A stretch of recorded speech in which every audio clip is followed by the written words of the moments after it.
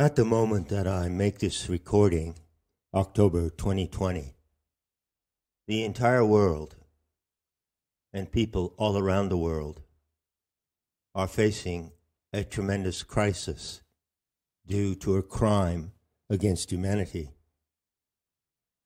Now, normally when one discusses a crime, it's common to use the simple language of the victim and the perpetrator. In this case, which concerns a crime against humanity, the victim is humanity, the world population, and the perpetrator is who? Who is the perpetrator? Well, the point of this talk is not to discuss who is the perpetrator, but rather to look at the victims, to look at those who are suffering due to the measures the authorities impose under the pretext of protecting everyone from a pandemic. Of course, the perpetrators of this crime against humanity need to be exposed and opposed. But the point I want to make here, the point or the takeaway of this talk, concerns the responsibility of the victims for the situation in which they find themselves. The starting point for my argument is simple. I am claiming that this event could never have happened were it not for the collaboration of the victims. The crime could never be committed were it not for the collaboration of the victims. And so I want to look at how that works out. And what I see, what I would like to communicate, are four factors in the mindset and behavior of the victims that actually allow this event to happen and to continue and be carried forward to its desired end. All four factors concern ignorance of the general population. I think it would be accurate to say that the perpetrators of this crime rely heavily on the ignorance of the general population. Specifically, there are four elements of ignorance at play. I designate them by the acronym DUMB. The world population is dumb. And at this moment in history, which is unlike any other, they are seeing the result and the consequence of their fourfold ignorance. So let's take it letter by letter. The first letter is D, and that stands for disinformation. So the first letter in this acronym signifies a kind of ignorance. Each letter signifies a specific kind of ignorance, and D signifies the ignorance of history. In the first place, the history or so-called history that one learns in the world today, from the media, from the authorities, from the educational system, and from many, many books, is not true history. It is a false narrative. It is disinformation about history. And in order to overcome this ignorance, two steps are required. First, to recognize that the narratives of history, both current and past, going back for centuries, is a false narrative. It is a deliberate deceit. So deceit could also be the letter assigned to D. The history that is generally known, taught to the public, is deceit. The first step in overcoming this ignorance is to see that it's deceit. But once you see that, a second step is required. There has to be the determination to go and investigate history and find the true narrative based on facts and based on evidence. So unless that second step is taken after having awakened to the fact that history is deceit and disinformation, unless that second step is taken, no single person, no single individual can overcome the ignorance about history. Now, each of these 4 letters representing a form of ignorance has a particular case history that illustrates the ignorance, a concrete reference for the ignorance. In fact, there are many concrete references that could be applied, but let's just look at 2 of them. Regarding history, there is a general ignorance about World War II, why World War II happened, and in particular, why Hitler attacked Russia. Secondly, there is a mass of deceit and disinformation about the so-called Holocaust. Ignorance of the Holocaust is a tremendous block to human progress. It's a tremendous block to responsibility that can be taken by each individual to act in a moral and rational way facing the circumstances in the world today. As long as someone is in ignorance about the true causes of World War II and the Holocaust, he or she will be massively handicapped and unable to face the problem today, unable to solve the crime against humanity, and unable to oppose and overcome that crime, identify the perpetrators, and give them their due. As I've said, there are countless instances of deceit in the historical narrative, which is conventionally taught today. But I will just leave the point of the first letter with one really, really striking example. This is a game changer. Current version of history teaches that the Nazis committed horrific war crimes, one of those being the Holocaust, which is defined as a systematic program to exterminate the Jewish population of Europe. And along with that narrative, everyone is told that the Nazis were convicted of those crimes at the so-called Nuremberg trial. That itself is a deceit. The word Nuremberg trial is disinfo. It was not a trial. It was a tribunal, a military tribunal.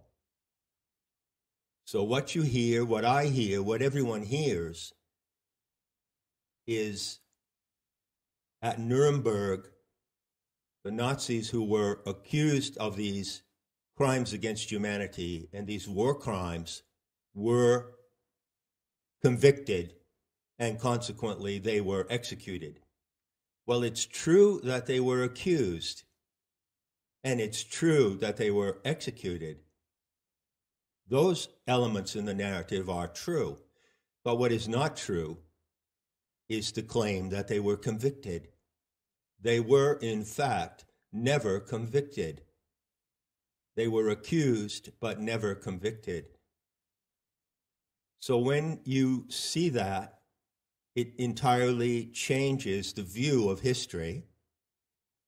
And anyone who cares to overcome ignorance of history would be well advised to start there with that story and with the historical lie of the World War II narrative.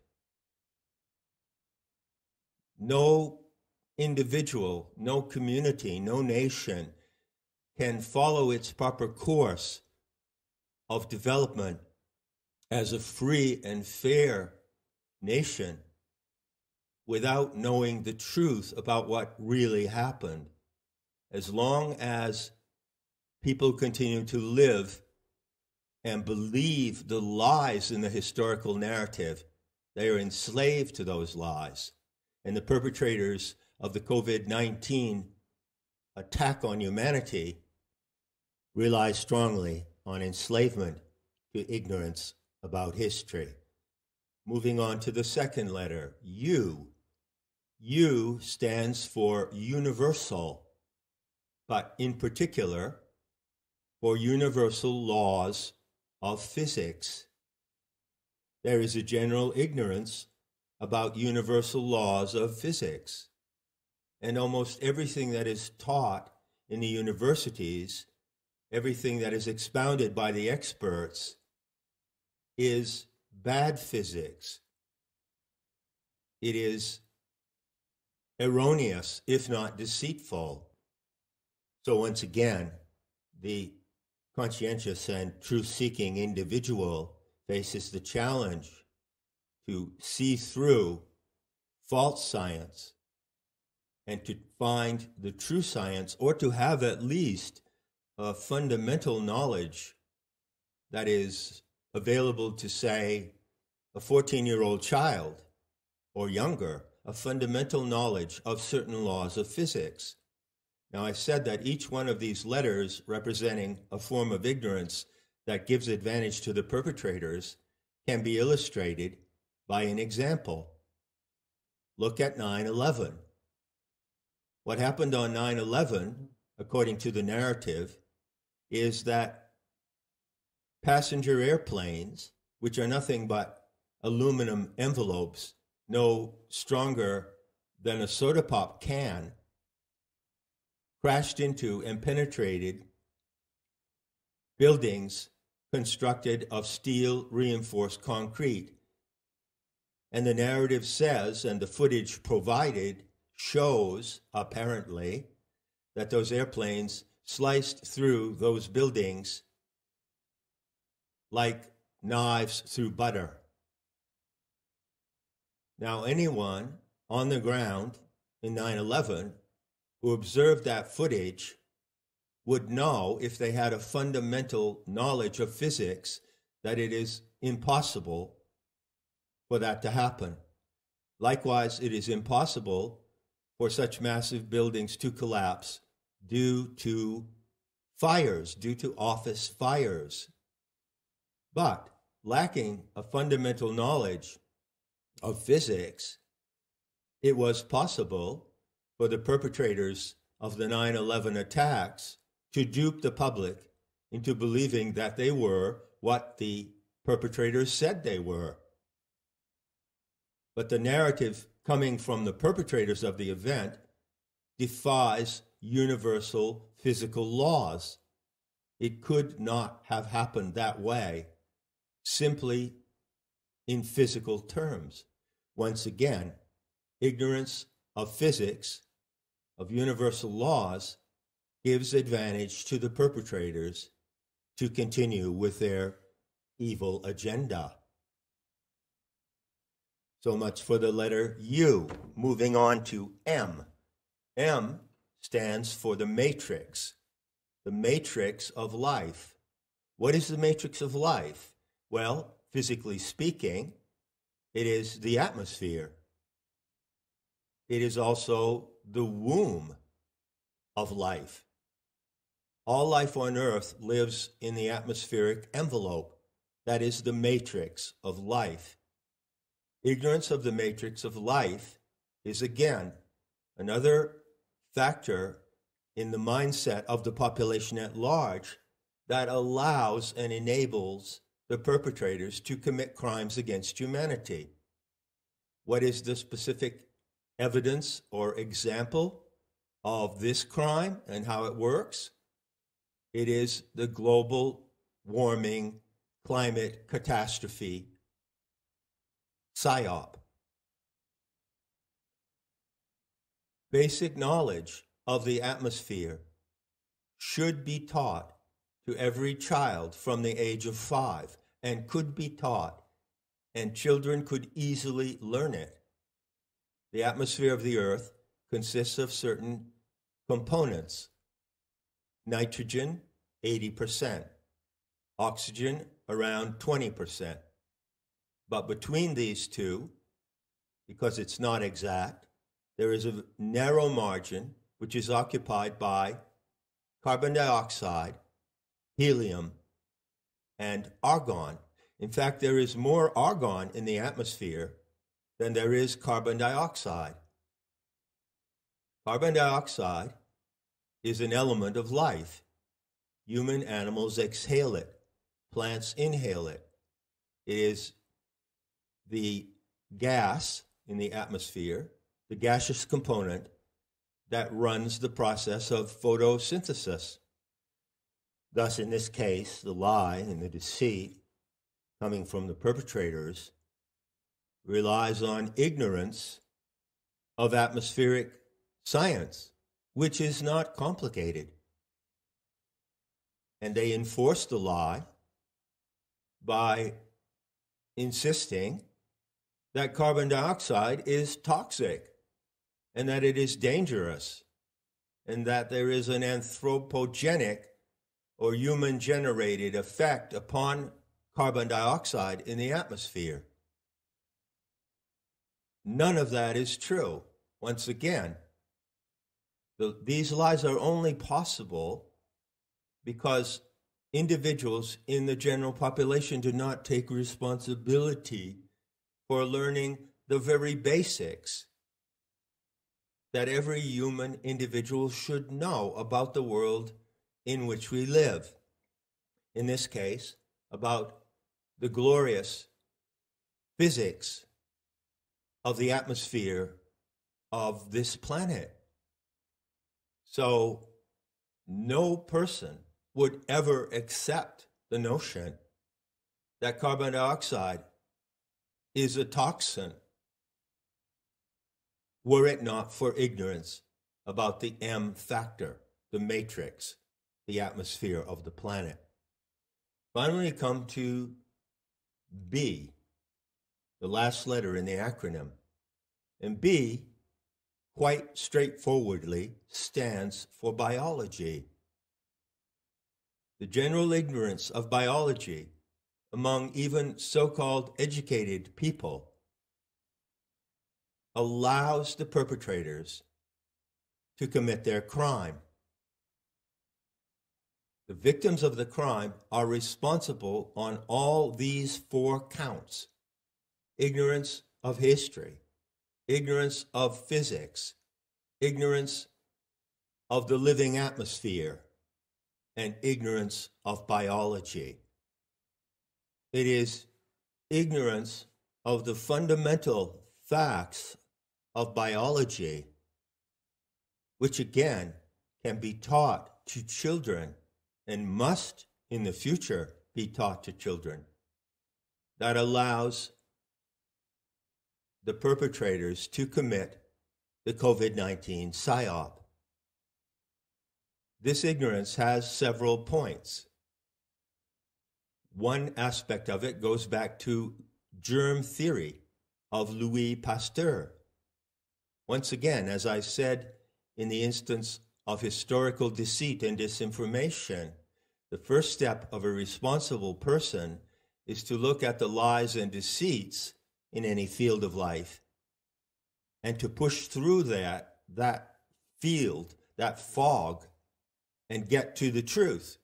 The truth is that germ theory is wrong. The truth is that Louis Pasteur rigged the evidence for his case, for his hypothesis of germ theory, and he even poisoned the subjects of his experiment so that they would have symptoms of illness to confirm his hypothesis. Going along with the ignorance of germ theory is the ignorance of what a virus is. In fact, there is no such thing, strictly speaking, as a virus as defined by those who are perpetrating this crime under the pretext of saving lives and protecting humanity from a pandemic. The truth about viruses needs to be known. The ignorance about what a virus is, or is supposed to be, and how it actually operates, must be overcome. That ignorance is a massive advantage to the perpetrators of the COVID-19 crime against humanity.